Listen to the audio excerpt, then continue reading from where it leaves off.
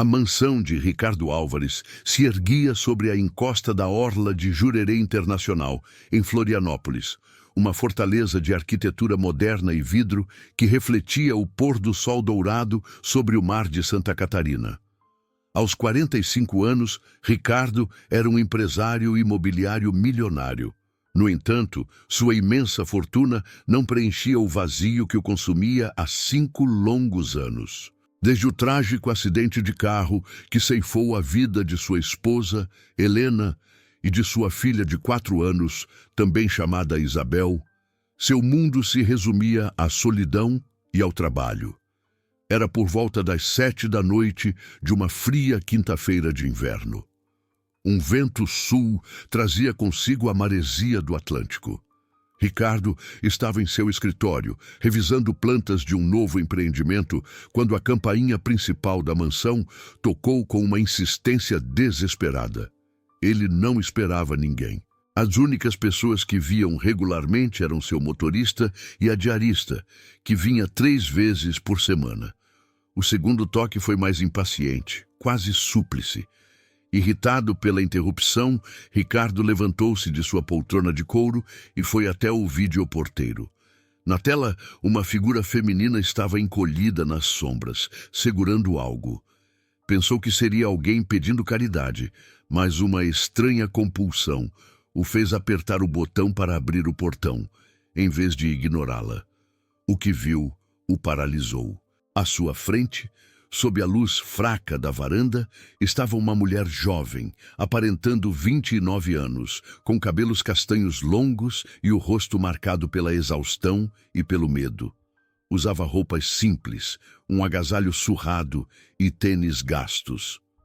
Em seus braços dormia uma criança de 4 anos, aninhada em seu ombro. A mulher tremia, não só pelo frio, mas pela vergonha do pedido que faria. As lágrimas escorriam por suas bochechas enquanto ela levantava o olhar para o magnata. Com a voz rouca, quase inaudível, quebrada pela fome e pelo cansaço, ela sussurrou as palavras que mudariam o destino de todos. Por favor, senhor, eu faria qualquer faxina ou serviço em troca de um prato de comida para minha filha. Estamos há 2 dias sem nada para comer. Um aperto desconfortável atingiu Ricardo. Era uma sensação que ele não experimentava desde o funeral de Helena. Mas, enquanto observava a mulher, Clara Dantas, implorando por ajuda, a criança em seus braços se moveu. A menininha levantou a cabeça do ombro da mãe e olhou para Ricardo com olhos azuis sonolentos. Naquele instante, o tempo congelou. Ricardo fixou o olhar no rosto da criança e sentiu um choque elétrico percorrer seu corpo. Aqueles olhos azuis eram idênticos aos seus. O formato do rosto, uma pequena pinta na bochecha direita. Era a cópia exata de sua filha. Era como reviver o passado, como se Isabel, sua Isabel, tivesse reaparecido aos 4 anos. A semelhança era tão chocante, tão perfeitamente precisa, que Ricardo precisou se apoiar no batente da porta para não cair. Seu coração batia em um ritmo frenético. Com a voz mais trêmula que a mulher à sua frente, ele conseguiu perguntar: "Qual é o nome da menina?" A resposta foi um golpe gélido e direto em sua alma. "Ela se chama Isabel", sussurrou Clara. Isabel. Exatamente o nome de sua filha morta. O mundo de Ricardo desmoronou. Não era possível. Sua filha havia morrido há 5 anos. Ele vira o corpo no necrotério do hospital. Participara do enterro e chorara sobre o túmulo por meses. Mas aquela menina... Sem dizer mais nada, Ricardo fez um gesto para que entrassem. Abriu a porta da casa. Enquanto Clara Dantas entrava na mansão luxuosa, carregando a pequena Isabel, Ricardo não conseguia desviar o olhar da criança. Cada traço, cada detalhe de seu rosto era uma réplica fiel das memórias que ele guardava de sua filha. Era como se o fantasma de seu passado tivesse se materializado ali. Ricardo as conduziu à sala principal, onde a lareira estava acesa, proporcionando um calor acolhedor. Clara sentou-se na beirada de um sofá, acanhada, enquanto Isabel olhava a imensidão da casa com olhos arregalados. Ricardo foi para a cozinha e, em um gesto que não fazia há anos, preparou sopa quente, sanduíches e leite. Retornou com uma bandeja.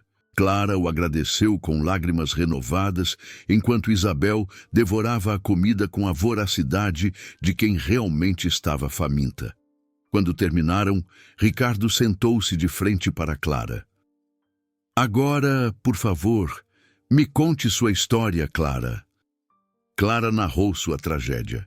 Havia ficado viúva 2 anos atrás, quando seu marido, Paulo, morreu em um acidente de trabalho. Desde então, lutava com empregos informais. Há 3 meses, perdera o último emprego e não tinha mais dinheiro para o aluguel. Estavam dormindo no carro ou em abrigos improvisados. Mas a atenção de Ricardo se desviou quando Isabel, satisfeita, começou a explorar o cômodo. A menina parou diante de uma parede onde estava pendurado um grande retrato de família. Ricardo, Helena e a Isabel original. "Olha, mamãe", disse Isabel com a voz infantil e doce. "Essa moça parece comigo." Clara olhou para o retrato e empalideceu. Ricardo explicou que aquela era sua filha, Isabel, que morrera com a mãe em um acidente há 5 anos. Um silêncio pesado preencheu a sala. Então, algo aconteceu que abalou Ricardo até a alma.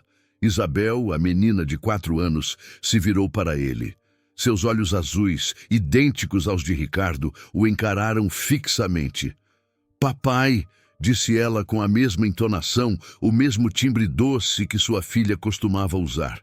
Clara reagiu imediatamente, pegando Isabel pela mão e pedindo desculpas, explicando que a menina estava confusa e sentia falta do pai, Paulo.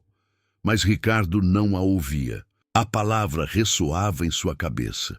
"É impossível", murmurou para si. Ele se levantou abruptamente e correu para seu escritório, sentindo uma febre queimá-lo.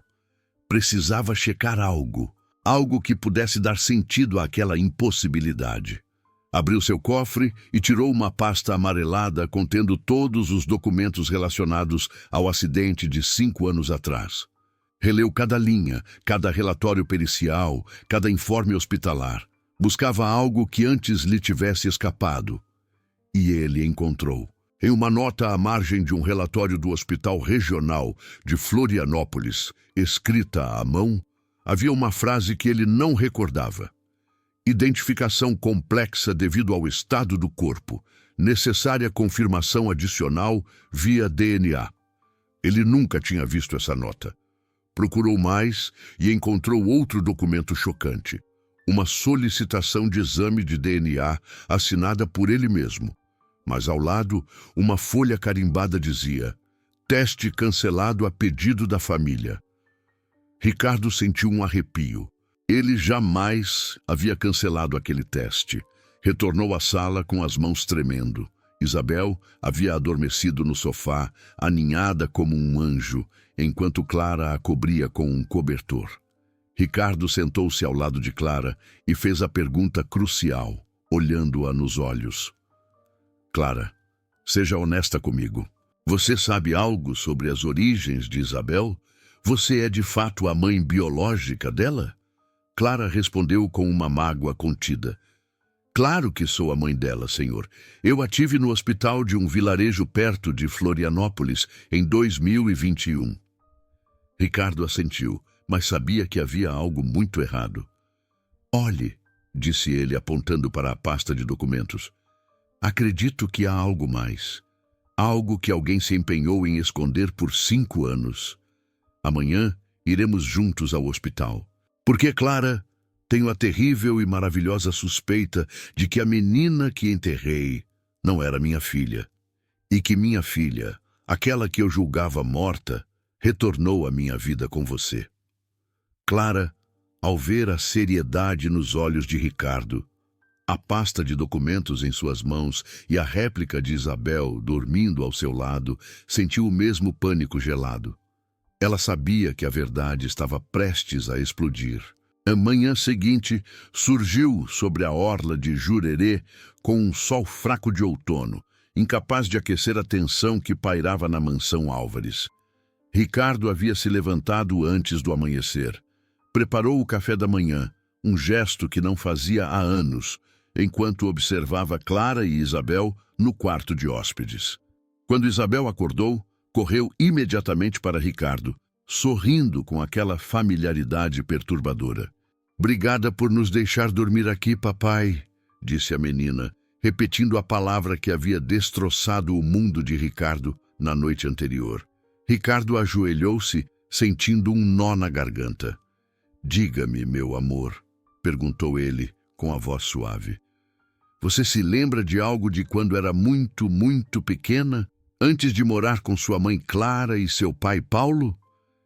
Isabel ponderou, franzindo a testa, um gesto que Ricardo também recordava em sua filha.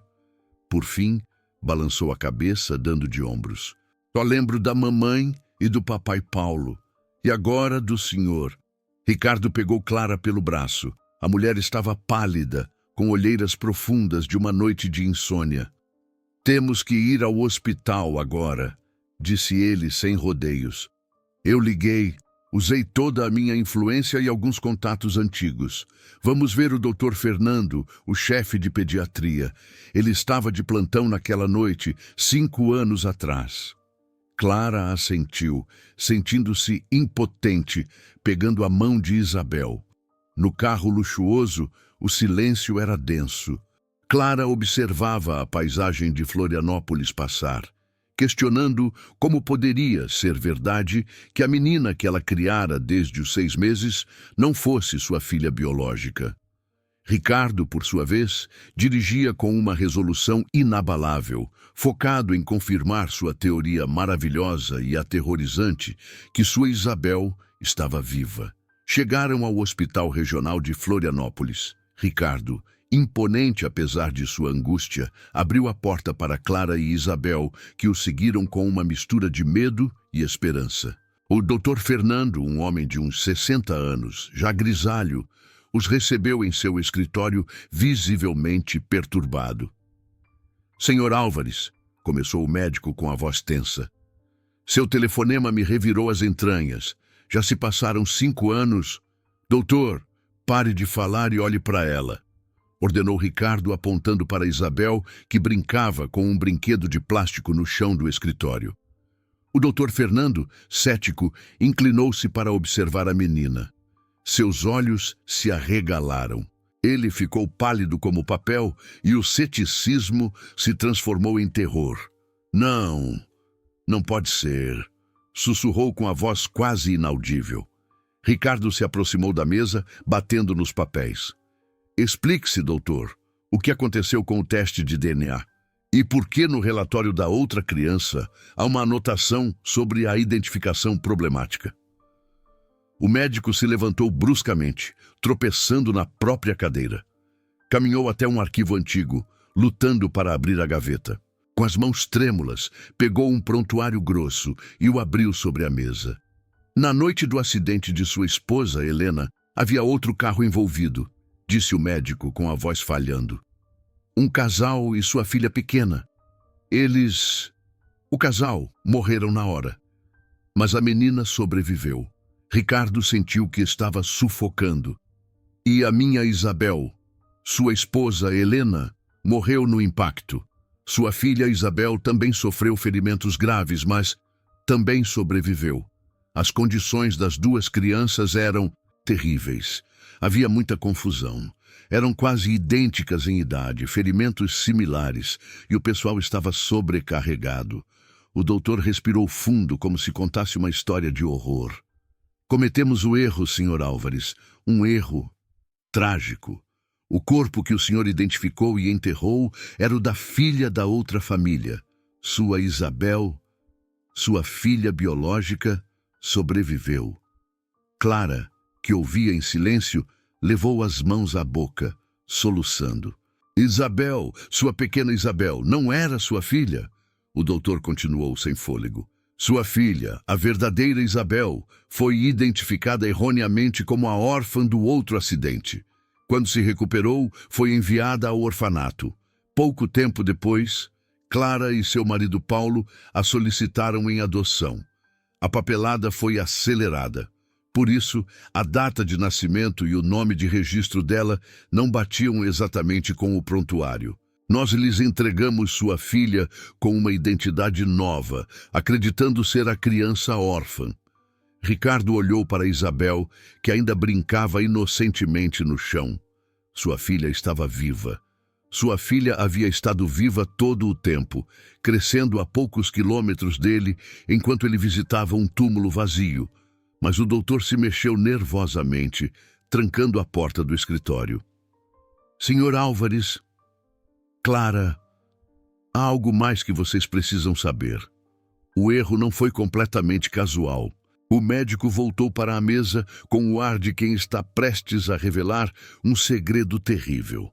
Pouco depois do acidente, eu recebi a visita de um homem muito bem vestido, que se identificou como advogado de vocês. Ele tinha documentos convincentes e conhecia detalhes privados da família. Me disse que queria evitar o trauma de ver a menina naquele estado, que a identificação não seria necessária para o senhor. Eu era inexperiente, acreditei. E o DNA? Perguntou Ricardo com a voz rouca. Ele me trouxe a ordem de cancelamento. Dizia ser a pedido da família, assinada. A assinatura parecia a sua. Ele também me ofereceu uma doação substancial para o hospital. Clara e Ricardo trocaram um olhar de horror. E depois, continuou o doutor de cabeça baixa, envergonhado, esse mesmo homem retornou. Disse que a criança sobrevivente do outro acidente, que pensávamos ser a sua filha, mas que era a verdadeira Isabel, precisava ser entregue rapidamente a uma família e que ele já tinha encontrado o casal perfeito, Clara e Paulo. Ele se encarregou de todo o processo burocrático, garantindo que a criança fosse adotada com urgência e com a documentação modificada. Ricardo cerrou os punhos. Ele entendeu, de repente, a magnitude da manipulação. Alguém havia orquestrado tudo. A confusão, a troca de identidade, a pressa na adoção, para que sua filha acabasse com Clara e Paulo, longe dele. Como era esse homem, doutor? Perguntou Ricardo, com o veneno da raiva na voz. O doutor Fernando descreveu o homem.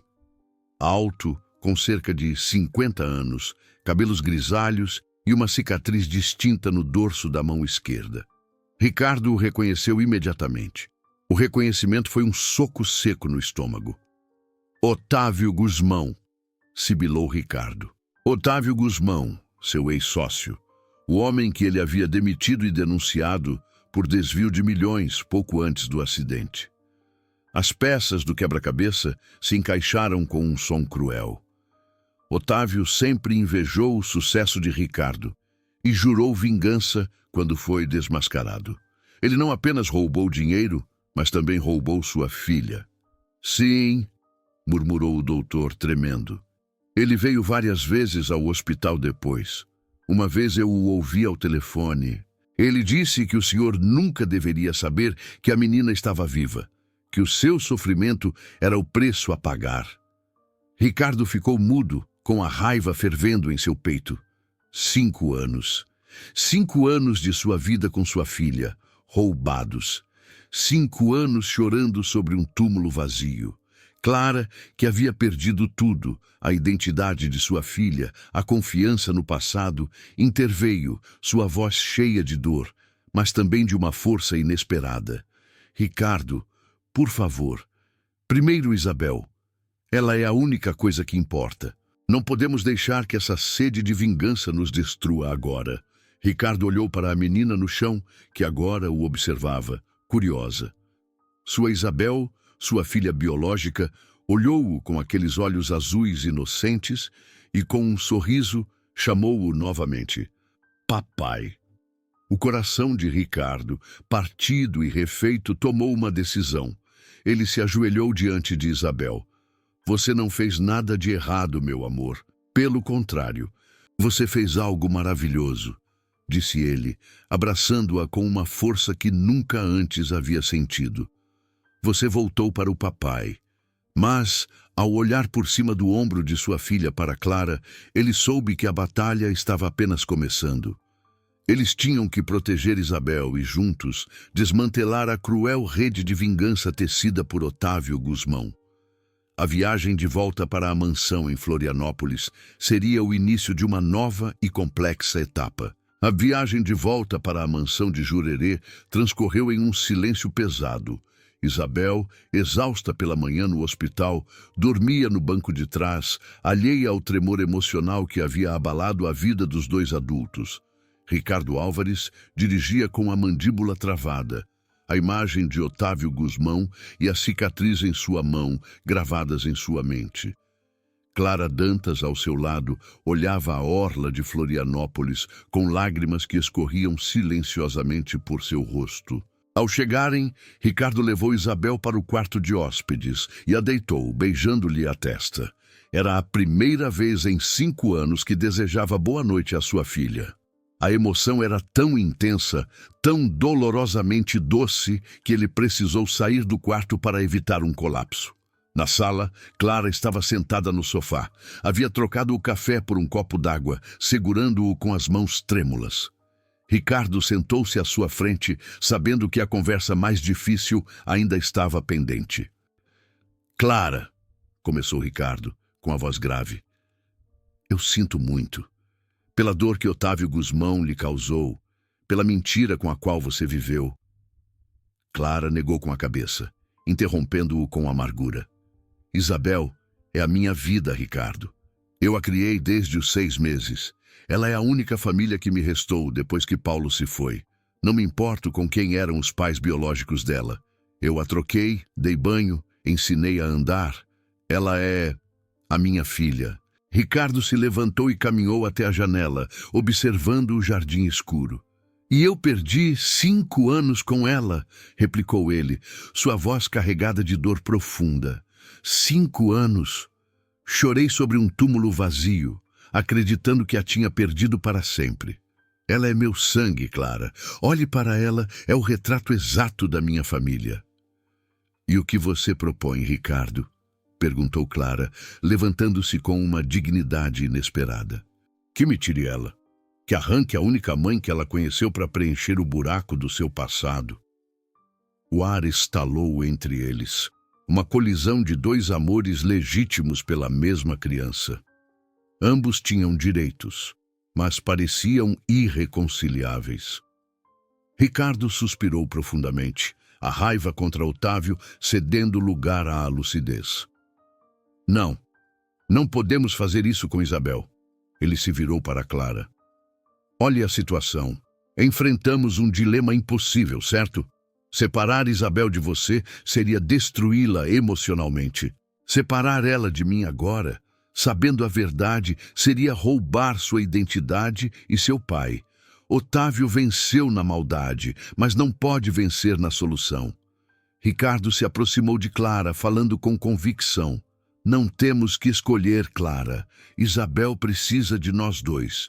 Precisa de mim porque sou seu pai biológico e da estabilidade e da vida que posso oferecer. Mas, acima de tudo, precisa de você. Porque você é a mãe que a amou, cuidou e protegeu durante esses 4 anos. Você é a mãe do coração dela. Ricardo propôs. Proponho que nos tornemos uma família, os 3, juntos. Não estou falando de casamento, não agora. Falo de morar nesta casa, de criá-la juntos. Clara, você não tem casa nem emprego. Eu tenho tudo isso. E tenho um vazio que só Isabel pode preencher. A única estabilidade possível para ela é ter ambos em sua vida. Clara protestou incomodada. Não posso aceitar sua caridade, Ricardo. Não é caridade, rebateu ele, sustentando seu olhar. É necessidade. É o único caminho em que Isabel não se quebra. Pense nisso como uma sociedade, uma aliança. Nós nos unimos para dar a Isabel a vida que Otávio tentou roubar dela. Clara permaneceu em silêncio por um longo momento, processando a radicalidade da proposta. No fundo, era a única solução que lhe oferecia a chance de permanecer ao lado de sua filha. Eu aceito, disse Clara, finalmente, com a voz firme. Mas, com uma condição, Ricardo. Otávio. Não podemos permitir que ele saia ileso. Se não o detivermos, ele tentará nos separar de novo, ou pior, fará isso com outra família. O nome de Otávio fez a expressão de Ricardo endurecer novamente. Clara tinha razão. A justiça não era uma opção, era uma obrigação. Faremos isso juntos, afirmou Ricardo. Amanhã, enquanto Isabel estiver segura aqui com a diarista, iremos atrás de Otávio. Preciso que ele confesse, gravado. Preciso das provas para que não possa escapar. Ricardo foi para o computador. Usando seus antigos contatos de negócios, não demorou a encontrar a informação que procurava. Otávio Guzmão não tinha ido para a prisão. Vivia como um rei em uma mansão nobre em Balneário Camboriú, comprada, sem dúvida, com o dinheiro que lhe havia roubado. A casa dele fica em Balneário Camboriú, amanhã à noite, disse Ricardo, apontando a localização no mapa. Naquela noite, enquanto Isabel dormia tranquilamente pela primeira vez em semanas, Clara e Ricardo sentaram-se para planejar seu encontro com o homem que havia destruído suas vidas. Eles tinham que ser inteligentes, agir com frieza e conseguir que Otávio confessasse toda a manipulação, a troca de identidades e o cancelamento do teste de DNA. O amor por Isabel havia se tornado o motor de uma aliança inesperada. Era hora de enfrentar o passado para proteger o futuro de sua nova e peculiar família. Clara era a mãe que a criara. Ricardo era o pai que a encontrara. Juntos eram imparáveis. A mansão de Otávio Guzmão, nas colinas de Balneário Camboriú, resplandecia com uma iluminação suave e ostentosa. Naquela noite, a opulência da casa, financiada com dinheiro roubado e cimentada na miséria alheia, seria o palco da verdade. Ricardo Álvares e Clara Dantas chegaram em silêncio por volta das 10 da noite.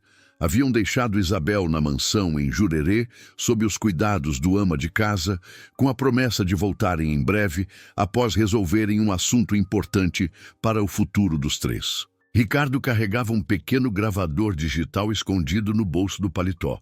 Quando Otávio abriu a porta, seu rosto passou de um sorriso cordial de boas-vindas, pensando ser um visitante de negócios, a uma expressão de puro terror ao ver Ricardo. «Ricardo, que surpresa!» gaguejou Otávio, o pânico refletido em seus olhos. «Viemos falar sobre a minha filha, Isabel», disse Ricardo, com uma voz glacial que não aceitava réplicas. Otávio os fez entrar no salão luxuosamente mobiliado. Ao ver Clara, tentou dissimular, mas seu nervosismo era evidente. Sua filha? Não entendo, Ricardo. Você a perdeu no acidente, não foi? Ricardo permaneceu de pé, inabalável, enquanto Clara tremia levemente. Isabel está viva, Otávio. Nós a encontramos. E ela tem meu nome, o formato do meu rosto e a pinta da minha família. O rosto de Otávio se contorceu. Ele desabou em uma poltrona de veludo, cobrindo o rosto com as mãos. No movimento, a cicatriz no dorso de sua mão esquerda, tal como descrita pelo Dr. Fernando, ficou visível. Sob a pressão da verdade revelada, Otávio confessou tudo. Sua voz era apenas um sussurro que o gravador de Ricardo registrava fielmente. «Quando você me denunciou, eu perdi tudo», soluçou Otávio. «Esposa, reputação, amigos. Eu queria que você sentisse a mesma dor. Eu sabia do acidente, sabia da confusão dos corpos no Hospital Regional de Florianópolis. Eu orquestrei a troca de identidades, assinei os documentos falsos, garanti que o teste de DNA fosse cancelado. E consegui que Clara e o marido dela adotassem sua menina com uma nova identidade, longe de você». Clara avançou sobre ele, os olhos injetados de raiva e dor. «Isabel era uma criança inocente», gritou ela, a voz embargada. Como você pôde usar uma criatura para sua vingança? Otávio levantou a cabeça. Eu pensei que ao crescer com uma família longe de você, ela estaria melhor. Eu não queria fazer mal a ela, só queria fazer você sofrer, Ricardo. Queria que chorasse sobre um túmulo vazio pelo resto da vida. Ricardo se aproximou lentamente de Otávio, a fúria fervendo em seu peito. Você roubou 5 anos da minha vida com a minha filha, Otávio. 5 anos do crescimento dela, de amor, de memórias. 5 anos visitando um túmulo que não era dela. Otávio admitiu, com um arrependimento tardio, que havia ido longe demais. Que ao ver como Ricardo estava destruído, entendeu que sua vingança havia se tornado monstruosa. Mas já era tarde para voltar atrás. Ricardo pegou o celular e o colocou sobre a mesa, mostrando a Otávio o ícone de gravação. Você acaba de confessar tudo, Otávio. Sequestro, falsificação de documentos, corrupção. Você passará o resto da sua vida na prisão. Mas antes de chamar a polícia, Ricardo quis dar o golpe final na vingança de Otávio. Seu plano falhou completamente, Otávio. Em vez de destruir a minha família, você apenas criou uma nova. Isabel teve uma mãe maravilhosa que a amou incondicionalmente. E agora, Clara e eu somos uma família, mais forte do que seríamos antes. Ela tem o pai biológico que merecia e a mãe que a criou com amor. Você tentou quebrar uma família, mas criou uma que é inquebrável. Ricardo tomou a mão de Clara e, com esse gesto final, chamou a polícia de Balneário Camboriú. Otávio foi preso naquela mesma noite. 3 meses depois, a majestosa mansão Álvares, em Jurerê, estava completamente transformada. Não era mais um mausoléu de tristeza, mas um lar repleto de risos. Clara havia aceitado morar ali como a mãe de Isabel, a mãe do coração. Aos poucos, ela e Ricardo descobriram um respeito, um afeto e uma dedicação compartilhada pela menina que lançavam as bases para algo mais profundo. Isabel havia aceitado a situação com a simplicidade da infância. Ricardo era seu papai e Clara era sua mamãe do coração. Para ela, essa nova estrutura familiar era perfeitamente normal. Otávio Guzmão havia sido condenado a uma longa pena de prisão por seus crimes. A justiça, embora tardia, havia sido feita. Em uma tarde de primavera, com o céu limpo sobre a Ilha da Magia, Ricardo e Clara estavam sentados na varanda. Penso naquela noite, disse Clara, olhando o mar. Se eu não tivesse batido na sua porta, se eu tivesse ido para qualquer outra, eu teria continuado sendo um homem amargurado que odiava o mundo, completou Ricardo. E você continuaria sem um lar. O destino tem caminhos estranhos. Às vezes, as coisas mais belas nascem da situação mais dolorosa. Clara começou a falar sobre o futuro, mas corou e se calou. Ricardo a olhou com ternura. Não sei o que nos espera, disse ele. Mas eu a respeito, Clara. E Isabel a adora. O resto veremos com calma, com o tempo que Otávio tentou nos roubar. Nesse momento, Isabel correu em direção a eles, vinda do jardim, seus cabelos loiros brilhando sob o sol. Papai! Mamãe! Venham brincar! Ricardo e Clara se olharam. Aquela menina, que havia reunido 2 corações partidos, chamava por ambos. Eles se levantaram e correram para o jardim, onde Isabel os esperava com os braços abertos. Uma família nascida da dor, crescida na esperança e consolidada no amor mais puro. A história de Ricardo, Clara e Isabel provava que as famílias são construídas com o coração, não apenas com o sangue, e que o amor, às vezes, vem disfarçado de tragédia e desespero.